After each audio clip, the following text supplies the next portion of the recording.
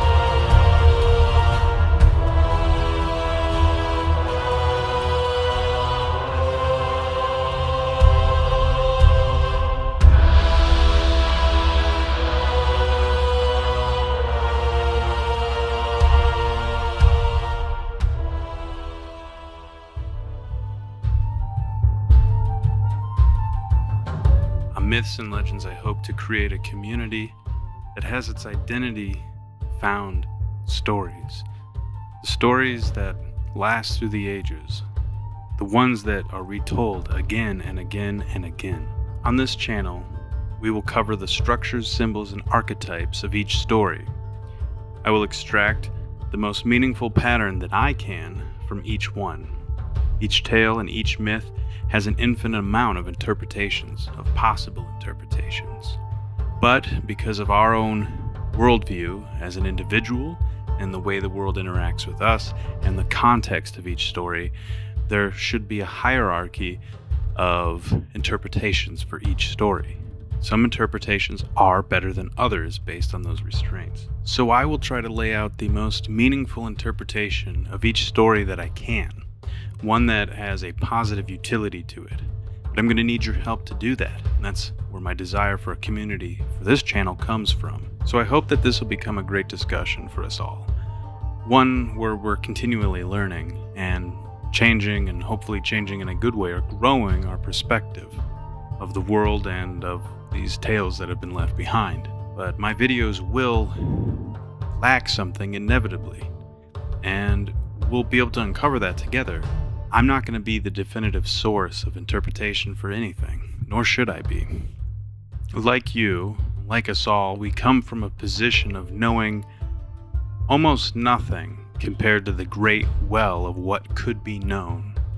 And so I take the humble position of knowing that I know almost nothing. I do still think it's going to be a useful conversation for us to have, to try to create a hierarchy of the best possible interpretations. So I hope to bring to the table a worthwhile examination of these stories. And so I guess the question could be, what makes me worthy? What makes me worthy of trying to extract the best possible meaning that we can here?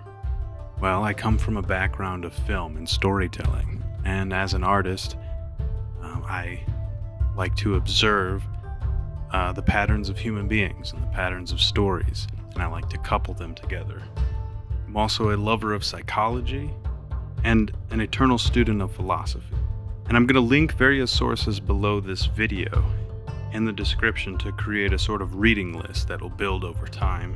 And it's not just going to be limited to the stories that we cover here, but it's also going to have anything that were sources of inspiration for me. I'll even put those voices that might be pinned at odds to another story, let's say, or another interpretation, because I think it's worthwhile to see all of the possible perspectives of something. It's also going to be useful to note that as we all grow, we change our minds about things. We begin to have different belief systems, or they alter in little ways here and there, and sometimes they alter in major ways. That's something that's happened to me, and I'm sure that it's happened to most people. And that's why I think it's worthwhile to look at all of the sources, even the ones that you feel the gut reaction to reject. If you feel a gut reaction to reject it, then maybe you should actually look at it. If you see something coming from a, let's say, enemy ideology, then definitely look at it, because you're going to want to know how it's structured. So let's take this humble path together, with all of its contradictions and mental struggles that we'll go through.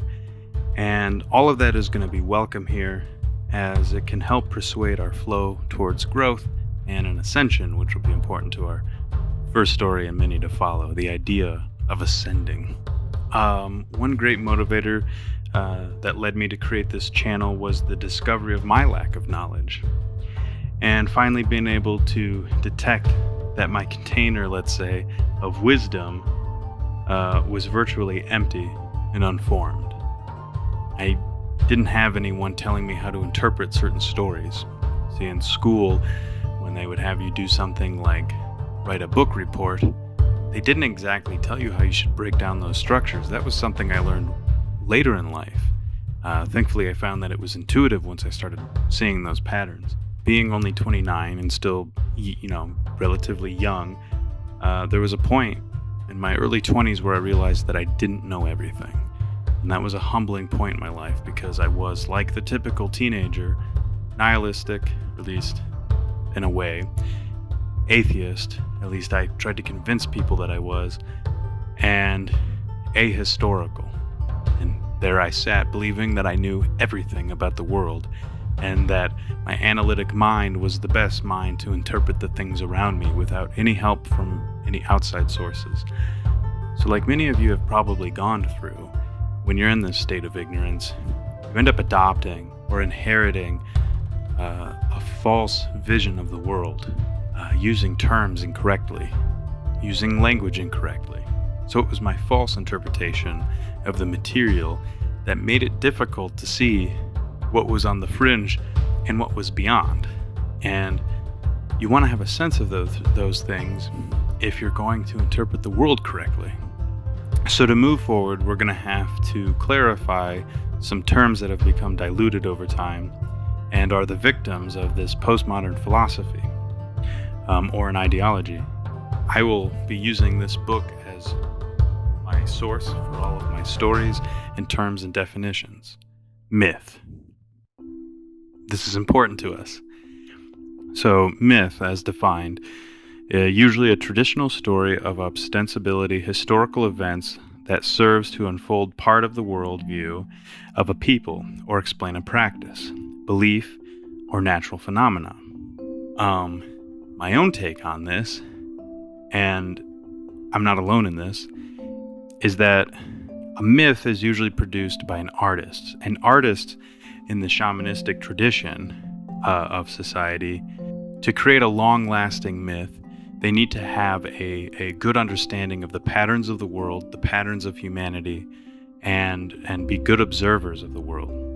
So for the myth to be long-lasting, they have to explain patterns that go well beyond their times. So this definition is a little bit loose, I would say, as it says it serves to unfold a part of the world or a view of a people.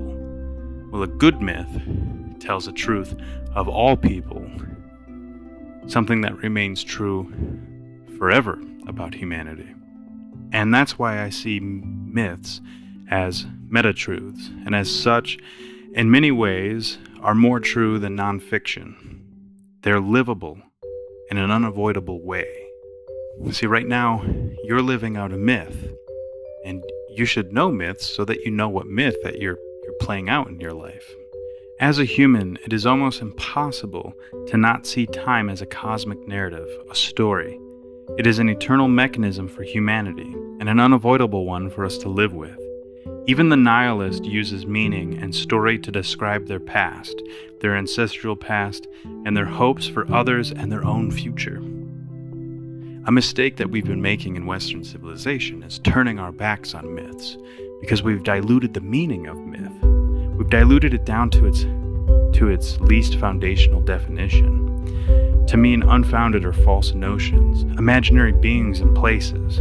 We have turned them into fairy tales from children's books with simple moral lessons, most of which go far beyond morality to begin with. So we're going to definitely cover fairy tales here and show you why it's not just about these simple moral lessons. Sometimes it's not even about morality. In doing so, that's left a void, turning our backs and leaving myths. So what fills that void? The cold space of science, which doesn't even inhabit the story or story structure. It doesn't have turning points, it doesn't have a climax, it doesn't have a denouement, it doesn't have a purposeful narrative to follow by example. So we are meaning-making creatures. Even the atheist or the nihilist and all the other postmodern ideologies use meaning to explain meaninglessness. And they get stuck in these parasitic cycles, these modes of being, such as heightened states of anxiety and depression, that continuously feed on them. Well, those have meaning. There wouldn't be pain if it didn't mean anything. You cannot avoid pain. The meaning that they give, it serves to be useless, or at least it is an inhibiting meaning. There's no good utility for it. It doesn't make your life better. It might begin as some kind of pride to win an argument, or to make people think that you're smart, or to try to fill in the gaps of a world that you don't understand, but it usually results in suffering. So it comes with few benefits, and it creates a life full of misery, as chaos always seems to break through to what is safe, making you safe no longer, because the boundary is fragile, and it's a boundary that surrounds us. These ideologies cannot protect you from the moments when your pillars and foundations crumble. We should desire to escape these cycles of foolishness, but in life, it's inevitable. We're going to be foolish. We're going to fall, and we're going to fall into chaos.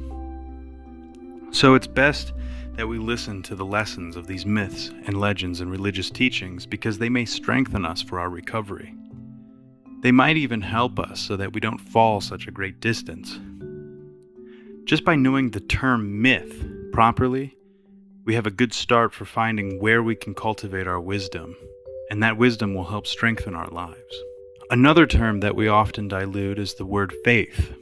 As it is often used in modern times, they see it as a sort of belief in something that they have no proof of, and that's not exactly the right way to be thinking of this. It actually has its roots in words that are more akin to something like trust, like feed or fider. For theologians of the past, it's more of a sense of da'ath, from Hebrew word meaning intelligence, thinking, and knowledge. Da'at or da'ath is a perfected state of infinite sharing, so it's a reciprocal realization. That's what faith is. To know faith, you must know that there is a narrative, as we talked about before, and a course, a sort of course that you should follow, a proper mode of being. You must know your myths, understand the patterns of being, and the patterns around you. For what faith is a sense of trust that you're on the right course. To know faith, you must know that you're in a sort of cosmic narrative. You have to see the patterns in your life and the patterns in the world around you. To have faith is to trust that you're on the right course. Another reason people have turned away from at least biblical teachings is because of their idea of faith and their idea of myth, making it akin to something like lies or believing in primitive things. And people are becoming intelligent, but they're growing in foolishness.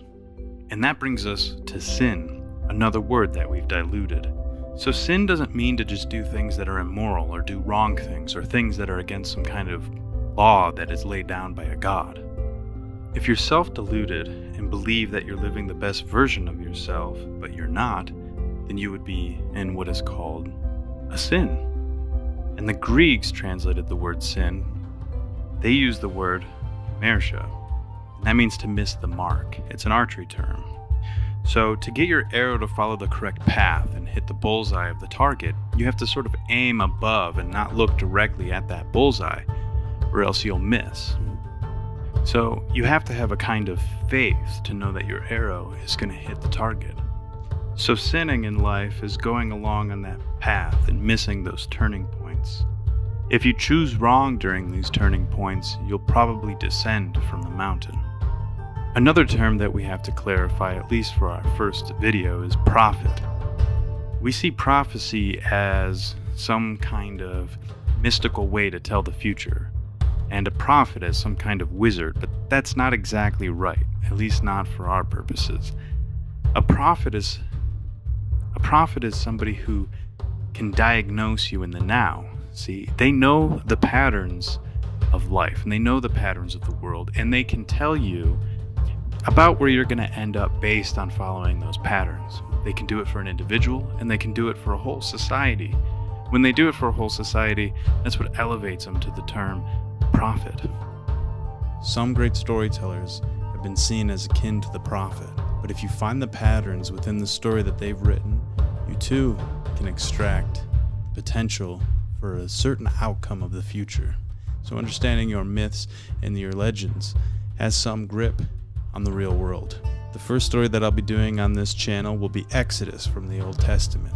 The reasons for that is because it has the most fundamental biblical grammar within it. And if we can find the patterns within that grammar, then you too will be able to understand all stories that follow in this channel and all stories within the Bible. Many attempt to mimic biblical grammar, but not many succeed. And though much of the population has turned their back on the Bible, they seem to go and seek out its structure in the masses. As the masses flock to the movie theaters to go watch their favorite superhero fight on the big silver screen, what you're seeing is a watered down and tame version of what you can find in the Bible. A hero who falls, who gains wisdom from the dissension, only to rise up and succeed again. To lead their people out of slavery, reborn, redemption, a story that shapes or defines our sense of self and place in the world. That is biblical narrative. No matter what my beliefs are, I'm not here to convert you. I'm not here to play the prophet. These aren't going to be definitive interpretations of these stories, just the best that I can get to. And if you think that you know of any other patterns or pieces that I could put into this, go ahead and comment down below and let me know. And then maybe we can revisit this together. I really hope to keep revisiting these stories again and again. I chose Exodus because it contains my favorite and most foundational story structures. It is the tale of how a man makes his ascension towards something more unified, toward a better mode of being, even just through the pursuit of it, not necessarily through its victory. It teaches us how to participate in this manner, giving it an endless amount of utility as a great story should. It shows us how to create our own story, as it has the foundations any myth, theology or not, can be related to Exodus. How to create the future, how to find meaning in the pursuit, and how to recognize our moments of decision. So I hope you join us here again on our channel, Myths and Legends.